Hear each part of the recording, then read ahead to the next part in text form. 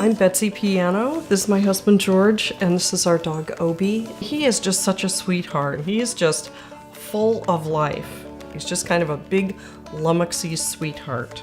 Obie loves to play with little kids, other dogs. He plays with toys. He has a pile of toys over there. So he is just probably the most playful dog we've ever had. We had been out of town, and he stayed with a friend of ours who has 4 Goldens.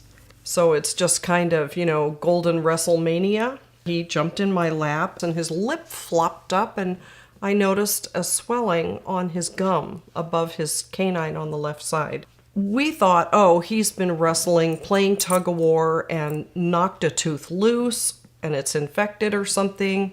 And our regular vet said, oh, he needs to go to a veterinary dental specialist. Well, I didn't know there was such a thing. She removed the tooth and tissue and sent it out and called us with a cancer diagnosis.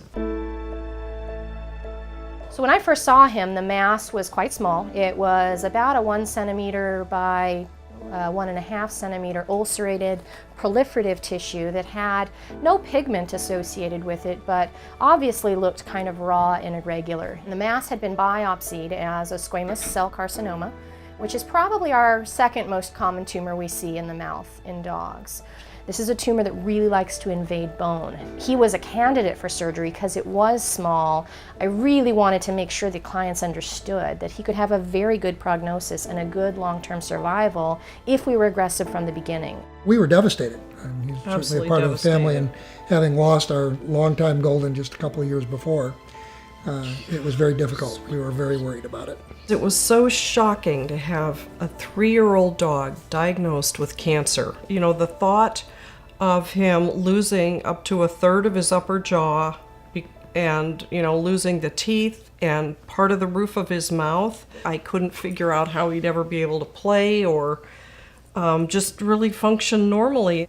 He did end up having 2 incisors on that side, the canine, and all the way back up to the premolar on that side removed. And so with resecting that bone and getting behind that tumor, and we were able to take the teeth on either side, we could actually get a clean resection for him so that this thing won't come back. Because Obie had had surgery to his mouth, we have to keep the foods very soft post-operatively. He really enjoyed Hill's ID, and so we stayed with that diet right after surgery. Hill's ID is a great gastrointestinal diet, and the stress of surgery, antibiotics after surgery, those all will have changes to the GI tract. And so trying to keep it bland and palatable and formable into meatballs for him, it makes it the perfect diet for him given the surgery he had. He loved it right from the beginning, and he did really, really well with it. He never missed a meal. He never missed. Obie did great with surgery. He really rebounded very quickly. He recovered beautifully. He has no idea he has cancer. He is living a normal life. He's about a year out from his original diagnosis at this point, and we hope he has many years to come. He does everything he's always done. He plays, he eats anything.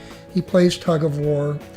There's no noticeable difference in his activity level whatsoever. Chews on a big old hunk of antler that is so hard. Yep, every night, favorite Can't toy. imagine that he'd want to chew on that. The only noticeable sign of that surgery ever is that this lip will occasionally get caught on his tooth. I think he sailed through it. And so we are just so grateful. The clinic has done such a fantastic job. We're just thrilled that we still have him.